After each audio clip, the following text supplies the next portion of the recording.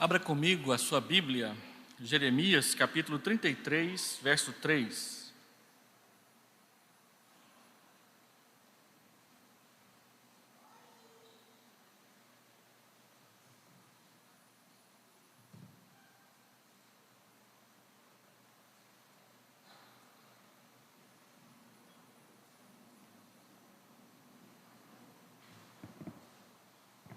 Jeremias, capítulo 33, verso 3.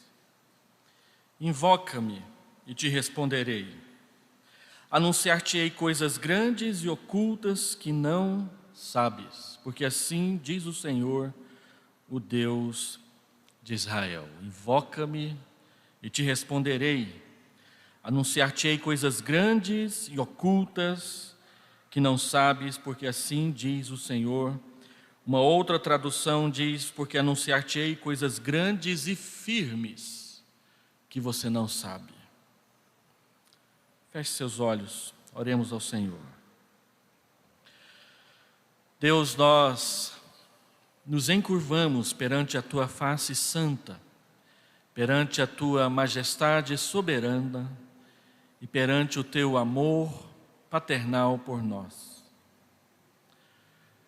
para Te louvar e Te engrandecer, para Te bendizer e também, Senhor Deus, para Te pedir que o Senhor fale conosco, ao nosso entendimento, ao nosso coração, à nossa alma, para que o medo não ocupe lugar e espaço no nosso coração, para que a ansiedade desfaleça e de fome ela pereça nas nossas almas, para que a hesitação não seja mais aquilo que nos caracterize, mas a firmeza e a convicção plena de poder por causa do Teu Espírito que habita em nós. Fala conosco, Senhor, nós te pedimos em nome de Jesus. Amém. Conta-se que no interior da África, um certo grupo de europeus foram para lá fazer o seu safari e contrataram então pessoas que habitavam ali a região da África, que foram visitar nativos para que carregassem as suas cargas e eles pudessem ter guias para chegar no local lá no interior daquele continente. Então eles partiram, caminharam, andaram o dia todo numa marcha forte, firme, constante. Quando chegou ali no cair da tarde, aqueles nativos pararam em um determinado lugar e disseram: nós não caminharemos mais. E aqueles que os contrataram: como assim? Ainda tem sol, dá para a gente andar muito hoje. E eles então responderam: não, nós andamos tanto hoje, andamos tanto e tão depressa, que as nossas almas ficaram para trás. Agora nós vamos ficar aqui esperando elas nos alcançarem. Às vezes é essa exatamente a impressão que nós temos quando vivemos esse tempo que nós estamos vivendo. Nós corremos tanto, nós temos tantos afazeres, nós temos tantas coisas para poder resolver durante o dia, que parece que as nossas almas ficam para trás. E a gente nem sabe onde estamos no cair do dia. Esse é um texto que mostra para nós que os servos de Deus, como Jeremias, que é um dos grandes profetas do Antigo Testamento, também vivia momentos assim. Os irmãos conhecem a história de Jeremias. Jeremias é conhecido popularmente entre nós como o profeta chorão, porque várias vezes no seu livro ele fala de chorar, ele fala que as paredes do seu coração não aguentam mais, ele fala nas suas lamentações: os meus olhos choram, não cessam e não há descanso. Ele fala muitas vezes aqui que ele olha a filha de Jerusalém e por causa do juízo de Deus que se aproxima, ele chora, ele se entristece. Um dos quadros famosos de um pintor europeu antigo mostra Jeremias assentado na tela, assentado diante de Jerusalém em chamas, perplexo e chorando. Quando você lê as Lamentações de Jeremias, a palavra-chave para entender aquele pequeno livro é a expressão como. Ela aparece 4 vezes em 3 capítulos no livro de Lamentações. Como? Evocando perplexidade. E é estranho nós percebermos essa perplexidade em Jeremias, porque durante 40 anos ele profetizou que Jerusalém cairia diante dos babilônios, e aconteceu do jeito que ele falou. Mas quando ele viu as muralhas sendo derribadas, quando ele viu as madeiras das casas sendo queimadas, e quando ele viu Nabucodonosor determinando que o templo fosse incendiado para que o ouro derretido pudesse ser pesado e levado para a Babilônia, ele não aguentou e ele chorou. Talvez você não se lembre, mas o templo que Salomão construiu era todo revestido de ouro, mas não era direto na pedra, era em placas de cedro com desenhos, vários tipos de desenhos diferentes, que foram colocados como painéis na parte de dentro do templo e revestidas depois de ouro. E madeira queima, e o calor derrete o ouro. Então, quando o ouro, a madeira começou a ser queimada, e o ouro passou a derreter-se ali dentro daquele templo incendiado, o calor intenso das chamas fez com que as rochas trincassem. E o ouro então escorreu para dentro de várias frestas. E Nabucodonosor determinou que as pedras do templo fossem revolvidas, para que nenhum pouco sequer de ouro ficasse para trás. Como? Jeremias recebe a revelação de Deus de que Jerusalém cairá por causa do seu pecado. E várias vezes ele questiona Deus por causa disso. Em um momento Deus se volta para ele e diz: se correndo com as pessoas que andam a pé você fica cansado, como seria se você tivesse que competir com os cavalos? E aqui Deus faz uma resposta surpreendente para Jeremias. Ele diz: invoca-me e te responderei. Há 3 palavras importantes aqui nesse versículo, que eu quero gastar pouco tempo meditando sobre elas, que falam para nós um pouco a respeito da nossa vida de oração e dessa necessidade que nós temos de encontrar as nossas almas na presença do nosso Deus. Primeiro ele diz: invoca-me. Um mandamento, uma ordem. Busca-me. Chama-me. A palavra invocar não é muito usada no nosso vocabulário da oração ultimamente, mas ela é uma palavra forte para dizer de o pecador chamando Deus para ouvi-lo. Ela aparece a primeira vez no livro de Gênesis, quando a Bíblia diz que Enos, o pai de Enoque, ele invocou o Senhor pela primeira vez. A partir de Enos, passou-se a invocar o nome do Senhor. Invocar é chamar, trazer para cima de você, trazer para perto de você aquele que de repente está longe. Quantos de nós, às vezes, sentado em casa, começa a refletir e perceber que está longe de Deus exatamente porque faz dias que não ora e não fala com Deus? Embora seja crente, embora tenha a Bíblia, nem sempre usa desses recursos para encontrar-se com Deus. Dona de Carson fala no seu livro, um chamado a renovação, a restauração, que é um livro que comenta as orações de Paulo no Novo Testamento. Ele fala sobre, nos capítulos de introdução, ele pergunta qual que é a maior necessidade da igreja hoje. E muitas necessidades são apontadas. Nós precisamos de mais recursos para investir em missões e na evangelização mundial. Nós precisamos de mais discipulado na vida da igreja. Nós precisamos de mais ensino. E ele responde que o que a igreja mais precisa hoje, de fato, é orar.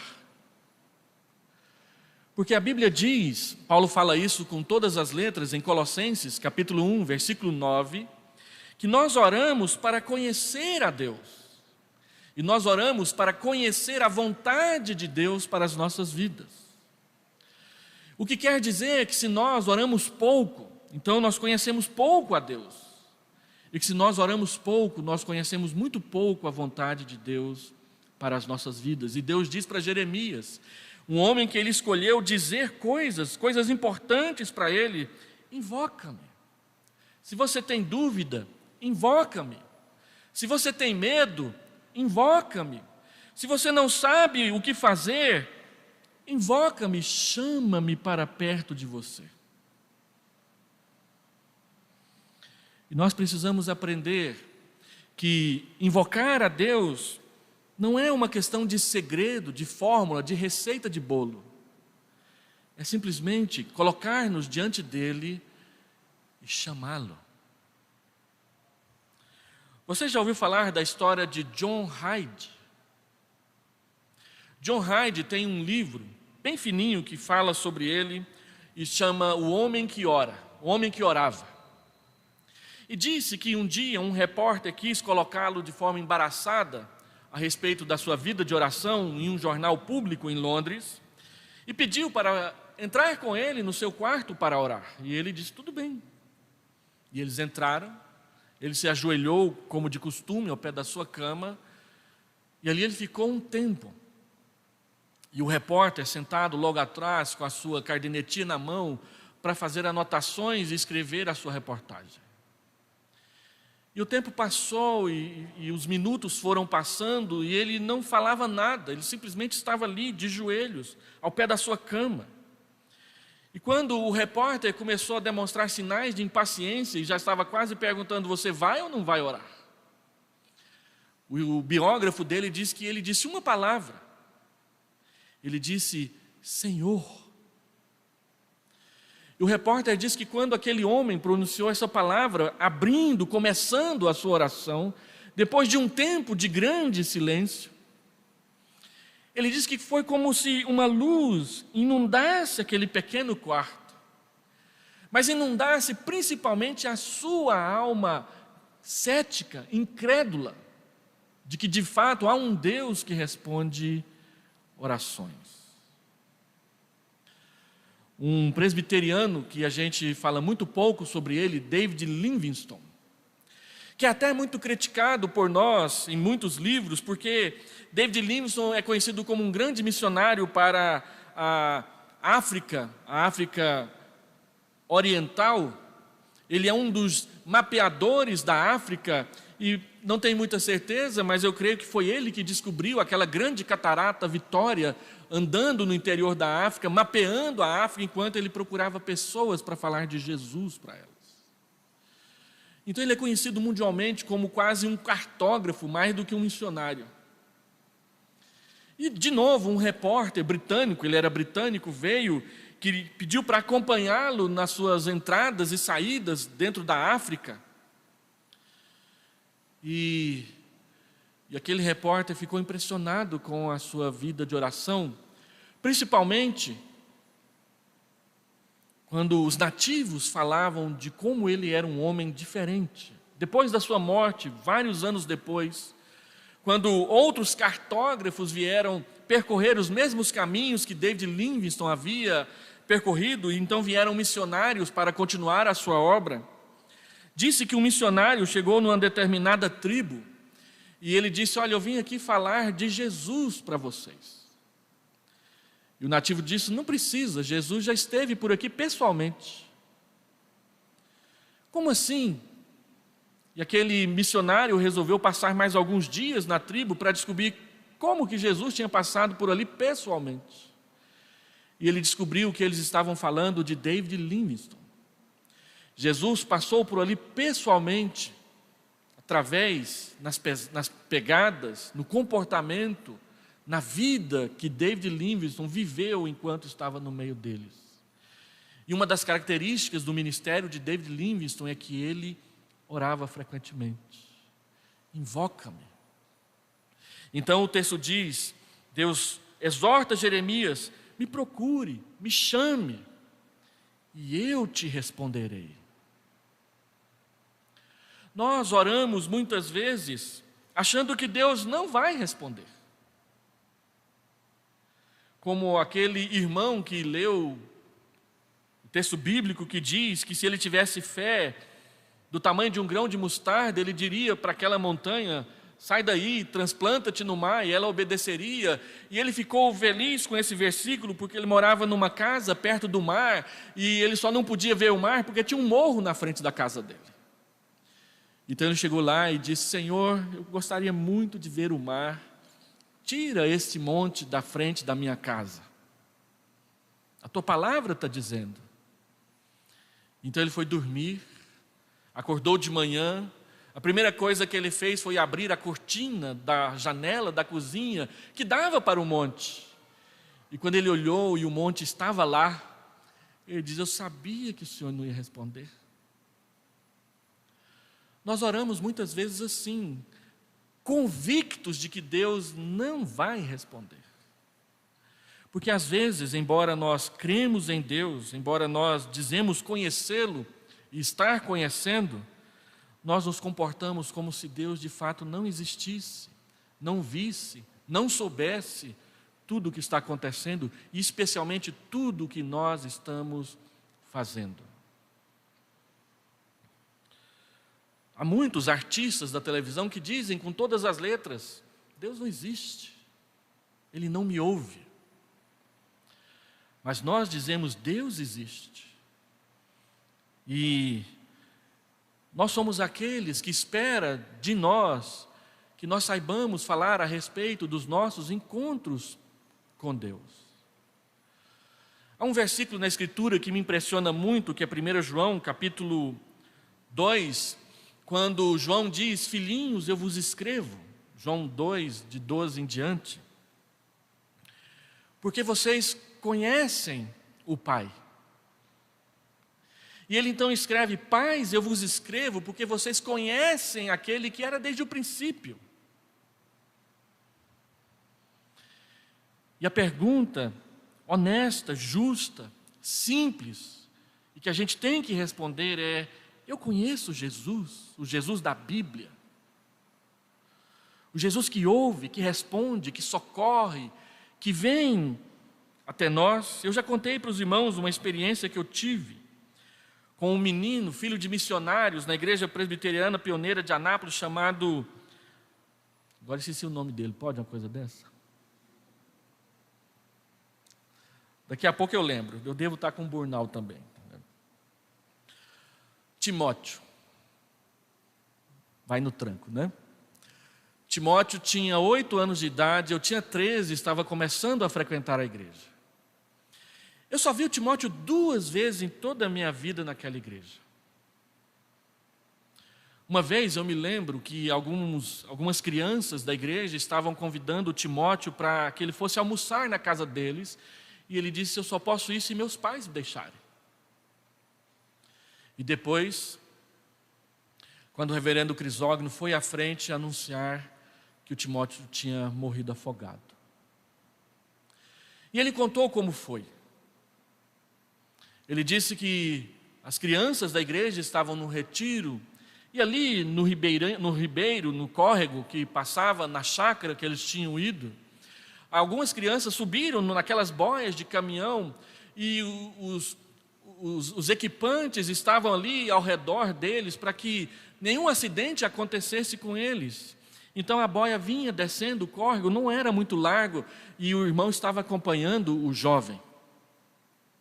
Mas tinha uma vara que vinha do fundo do ribeiro, e a boia se prendeu nessa vara, e ela rodou com as crianças, e as 3 crianças que estavam na boia caíram dentro do córrego e afundaram. Então os monitores vieram rápido para socorrer, e o Timóteo foi o que caiu mais perto da margem. E quando o irmão veio pegá-lo, ele disse: eu não, pegue o meu amiguinho, porque ele não conhece Jesus.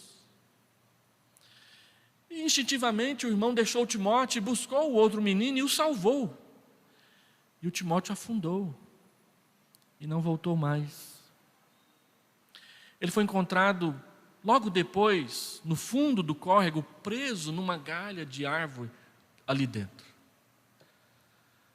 Todas as vezes que eu lembro de ver o reverendo Crisógono contando para a gente, e ele estava às lágrimas, eu fico pensando que Timóteo, ele foi, continua sendo e sempre será para mim um pai na fé.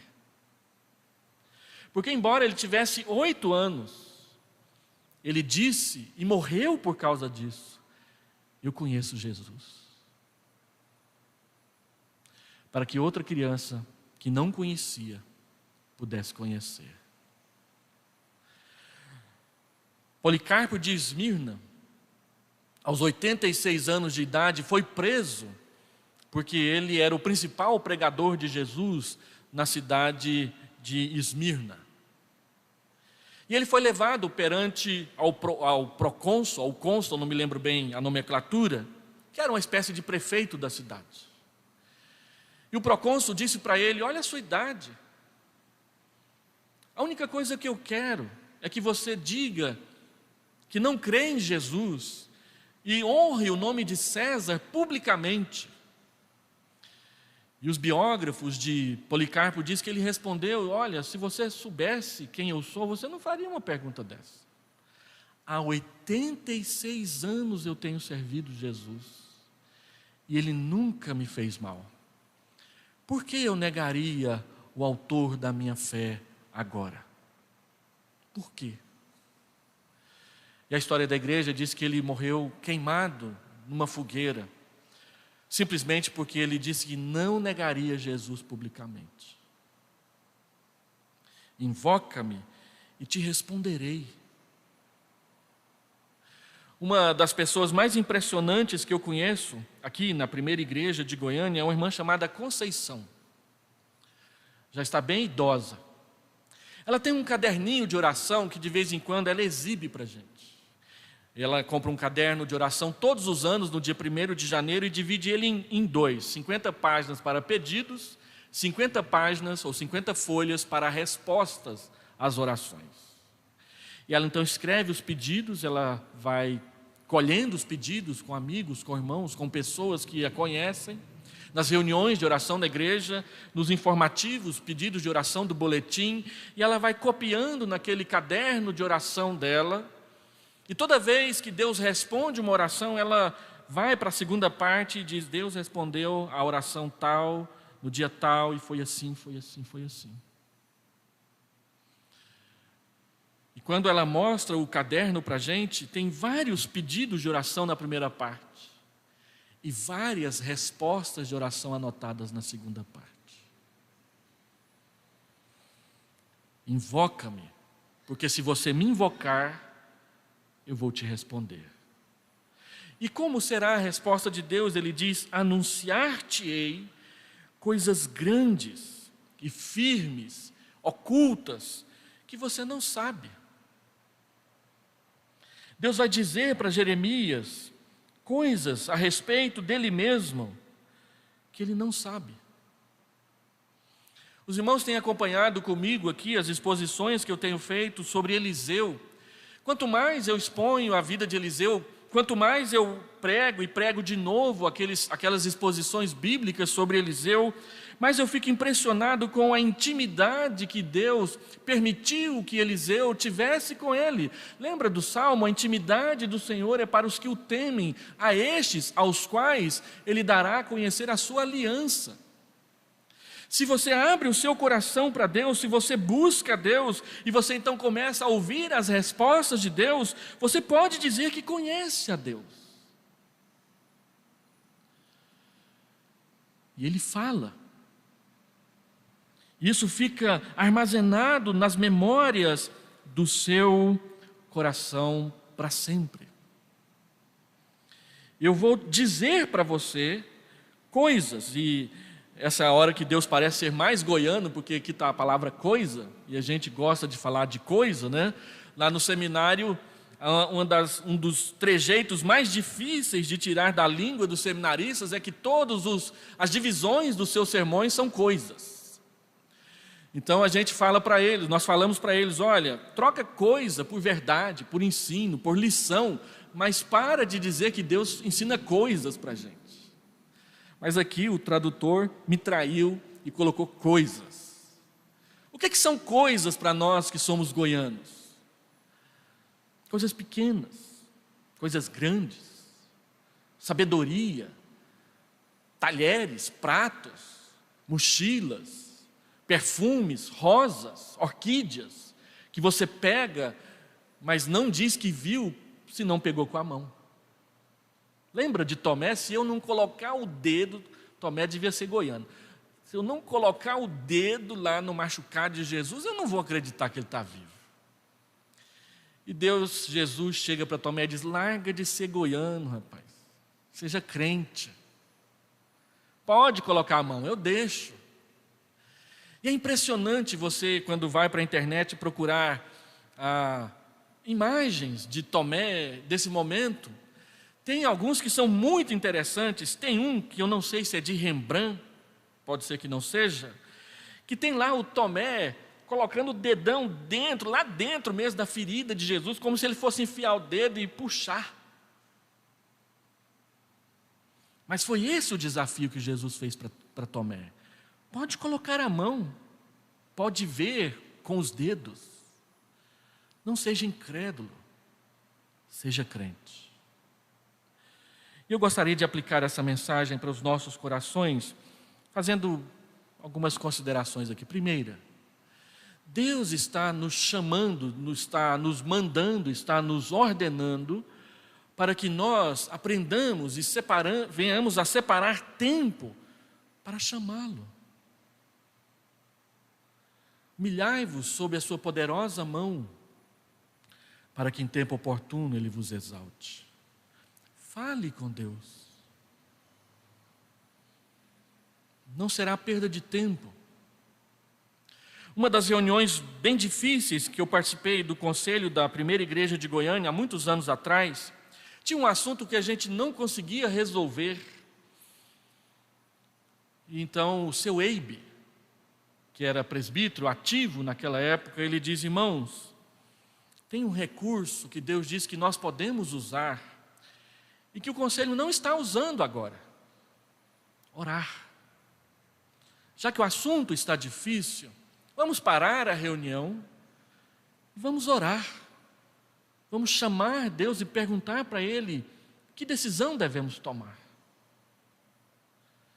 Ore.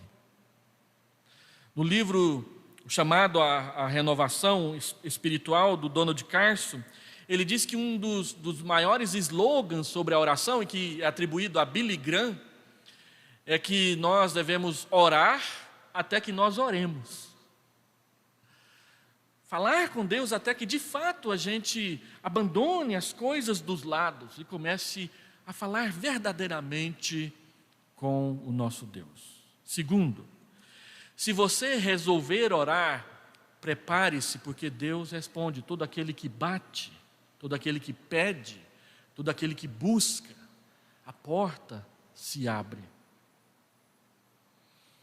Então, se você começar a orar, espere, porque Deus vai começar a responder. E por último, prepare-se para crescer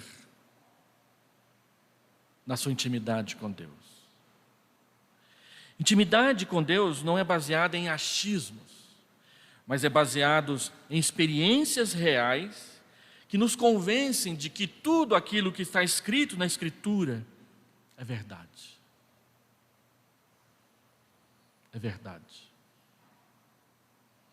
Ore, aguarde respostas e espere crescer. O Salmo 5, Davi diz no Salmo 5, Senhor, de manhã eu te apresento a minha oração e fico esperando. De manhã eu te apresento a minha oração e fico esperando. Vamos orar?